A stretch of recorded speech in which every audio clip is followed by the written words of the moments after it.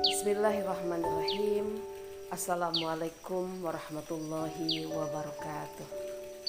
Alhamdulillahirrabbilalamin. Assalatu wassalamu ala sayyidina Muhammadin wa ala alihi wa sahbihi ajma'in.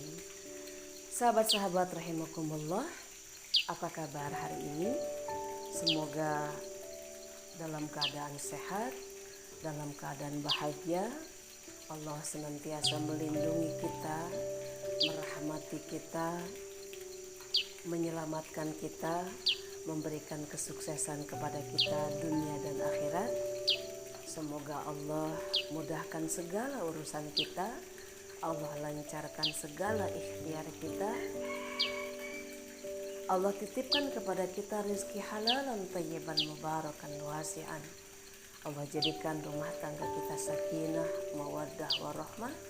Dan semoga hari-hari yang kita lalui adalah hari-hari yang penuh dengan ketaatan kepada Allah Subhanahu wa ta'ala.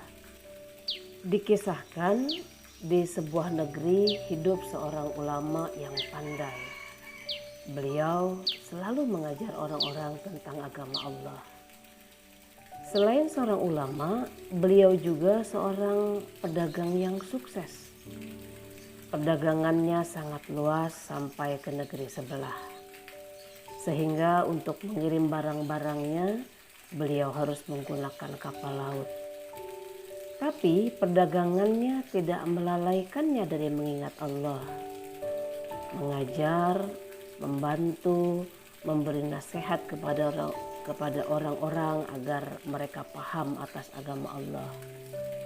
Suatu hari ketika beliau sedang asyik-asyiknya mengajar, tiba-tiba beberapa orang datang ke majelisnya dengan tergopoh-gopoh dan wajah yang ketakutan, seperti ada sesuatu hal yang besar sedang terjadi. Begitu tiba, mereka berkata, "Celaka, Syekh." Syekh berpaling kepada mereka sambil menjawab, "Apa yang terjadi sehingga kalian datang dengan wajah seperti itu?"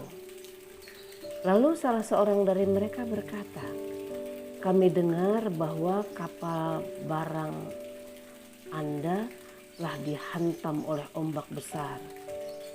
"Lalu apa yang terjadi?" sahut Syekh. Dengan perasaan sedih, orang itu berkata, "Semua barang dagangan Syekh yang ada di kapal itu tenggelam dan tidak ada satupun yang bisa diselamatkan." Mendengar hal itu, sejenak ulama itu terdiam dan menundukkan kepalanya, lalu tersenyum dan mengucapkan, "Inna lillahi wa inna ilaihi raji'un." Lalu melanjutkan kembali kegiatannya mengajar orang-orang. Melihat hal itu, orang-orang yang membawa berita kembali ke dermaga untuk melanjutkan pekerjaannya. Tapi tak beberapa lama kemudian mereka datang lagi dengan keadaan yang hampir sama ketika mereka datang tadi. Tapi kali ini mereka tersenyum. Dengan semangat mereka menyapa sang ulama. "Assalamualaikum ya Syekh." "Waalaikumsalam," jawab Syekh sambil menoleh kepada orang-orang itu. "Ada apa lagi?" tanya Syekh. Dengan tersipu malu orang-orang itu berkata, "Kami minta maaf ya Syekh, karena rupanya bukan kapal dagang Syekh yang tenggelam, tapi milik orang lain. Kami telah keliru membawa berita," lanjut orang-orang tadi. Mendengar hal itu, Syekh kembali terdiam dan tertunduk untuk beberapa saat, kemudian mengucapkan "Alhamdulillah" sambil tersenyum. Melihat kejadian ini, orang-orang yang ada di tempat itu menjadi penasaran melihat kelakuan ulama tadi. Salah seorang dari mereka berkata, "Ya Syekh, sebenarnya apa yang Anda lakukan tadi?" "Maksudnya?" jawab ulama. "Tadi waktu berita pertama datang mengatakan kapal dagangan Anda tenggelam, Anda tertunduk untuk beberapa saat, kemudian tersenyum. Lalu waktu berita kedua datang mengklarifikasi bahwa rupanya bukan kapal dagang Anda yang tenggelam, Anda pun tertunduk untuk beberapa saat lamanya lalu tersenyum lagi." Dengan tersenyum, ulama berkata, "Ketika berita pertama datang mengatakan kapal dagang saya telah tenggelam, maka saya tertunduk dan bertanya kepada hati saya, apakah ia terpengaruh dengan berita itu? Rupanya hati saya tidak terpengaruh sama sekali. Saat itulah saya tersenyum gembira karena rupanya perdagangan saya tidak mempengaruhi hati saya," lanjut ulama. "Lalu kejadian yang kedua?" tanya orang-orang penasaran.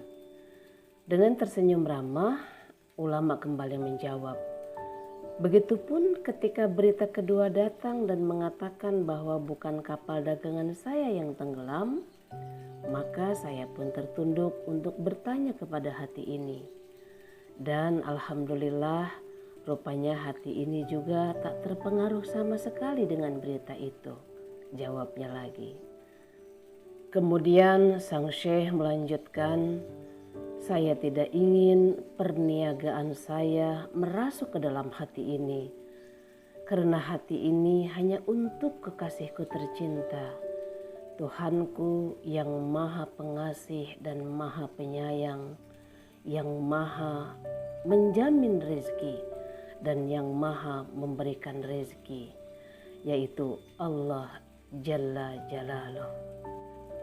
Sahabat-sahabat yang saya cintai, kisah hikmah dari ulama ini memberikan ibrah atau memberikan pelajaran berharga kepada kita bahwa letakkanlah dunia di tangan, jangan meletakkan dunia di hati. Sebab apabila dunia bersemayam di hati, maka kita akan terjebak pada sikap al-wahn, terlalu mencintai dunia atau penyakit cinta dunia, dan jadilah kita akan dikuasai oleh dunia. Ketika kita dikuasai oleh dunia, maka kita akan jatuh pada perilaku menghalalkan segala cara untuk mendapatkan dunia tanpa peduli halal atau haram. Penyakit cinta dunia ini juga adalah penyakit yang sangat berbahaya yang telah banyak merusak dan mencelakakan manusia. Syekh Abdul Qadir Jailani pernah berdoa, "Allahumma ja'alid dunya fi aidina wa la taj'alid dunya fi qulubina." Ya Allah, jadikanlah dunia berada dalam genggamanku, jangan engkau letakkan dunia berada di dalam hatiku.